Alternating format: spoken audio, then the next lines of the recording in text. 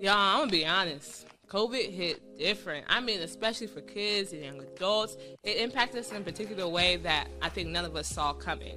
And I know, especially for parents out there, you may be wondering, so what does that mean for my kid? How can I protect my kids' mental health? How can I get them guidance? Where do I find the guidance? I know us as youth, we're just like, well, where does that leave us? How can we ourselves answer these very similar questions? Well, I'm happy you asked that because I'm glad to say you have come to the right spot. Here on Let's Be Real About It, brought to you by the Women's Missionary Society, along with the Young People's and Children's Department of the African Methodist Episcopal Church, and the We Can Do This public education campaign. We are here to answer these questions that have been burning in your mind. And before y'all look at us and ask, where's your mask? We've all been tested, we've all been vaccinated, so we're good, and we all consented on not wearing masks, so we're COVID-free here, y'all. And with that being said, hello, welcome. My name is Raven Shaw. I'm 17 years old from San Francisco, California, and I'm your host for today's podcast. I am here with our amazing panelists who will now introduce themselves. Hi, I'm Brielle Thompson. I'm 19 years old from Philadelphia. My name is William Cordier, but I go by Will. I'm from Kansas City, Missouri, and I run a podcast called the Cordier Podcast. Check it out, Cordier is how you spell Cordier. But I digress. Nice to meet y'all. And I am Joy Stinson, and I'm 24 from Atlanta, Georgia. And so it was mentioned often that we've seen so many changes throughout this COVID world, politically, the social climate. So as adolescents, as youth, young adults growing up in this COVID world, what have you seen change in the past 2 to 3 years? It's just taking myself and my mental health more seriously, because mental health is already not taken seriously enough here in the United States. Mm-hmm. And so just kind of sitting there forcing to deal with yourself, that's when you have to get into those self-care practices, just finding things like whether it's exercise, of course, like you said, journaling, or doing something different like reading. It's just whatever it is that's getting your mind right, and then doing whatever research you have to do. It was very necessary. So, and then just to kind of reflect, see where we're at as a country too, and all the turmoil that happened during the pandemic. And so because another thing too was when it came to the vaccine, it became very political. Mm-hmm. And so, they have people, vaxxers, anti-vaxxers, that's just insane.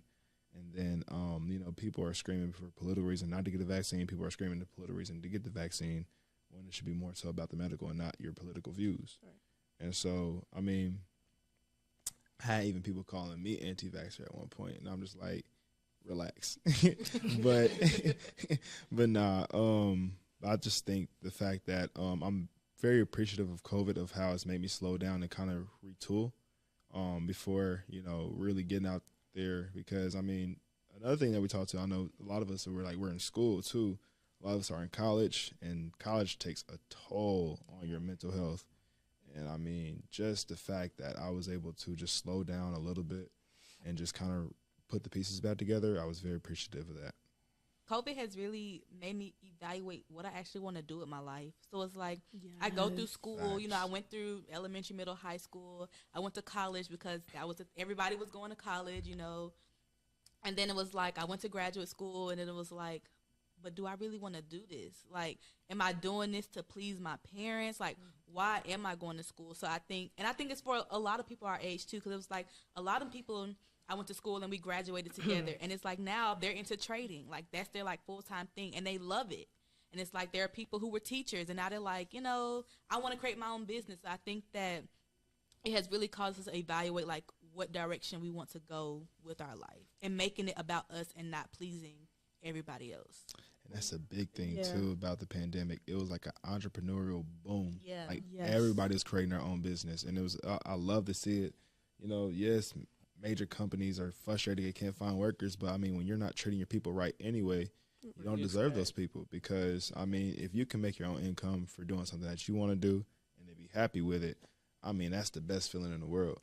And so just like Joy, I had to ask myself, what I really wanted to do. I was really sold on the whole marketing thing.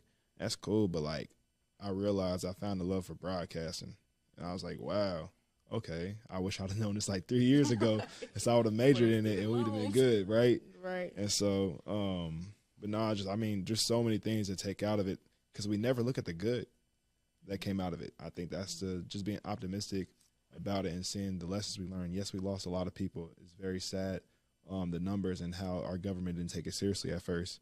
But just there's always beauty in a struggle. Whether this is a struggle of health, a struggle of civil rights, there's always a beauty, and there's always a rose that comes out of the crack of the concrete.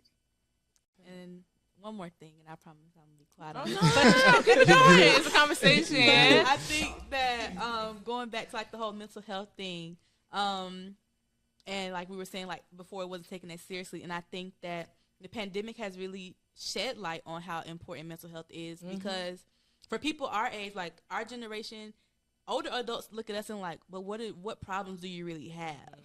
And it's like, we go through a lot. Like, it's especially now with social media, and like bullying has like, transitioned over, that we have influencers and you should be looking like this, you need to get a BBL, things like that. Like, you know what I'm saying? Like, that can take like a really big toll on like self-image. And so it's just like, we go through a lot, and we bottle it in because it's like, well, our parents say that we don't have any real issues because, we don't pay bills, or we have a roof over our head. But it's like, we really do go through a lot, and we have nobody to talk to about it because of this stigma around being a young person with mental health issues. And it's okay. Like, we all struggle at something. It's not like we got to be perfect human beings. There's always going to be something that, is not going to work out in our favor. And I think that the pandemic has caused us to really sit down. We've had so many young people to die by suicide because of what COVID has done on top of their mental health. So I think that it has really helped us to understand, like, young people do go through things, and it's time for us to really sit down, especially as families, and talk about it. So that way we don't have to go through another loss, because of suicide, or we don't have to worry about our children self-harming themselves, or whatever the case may be.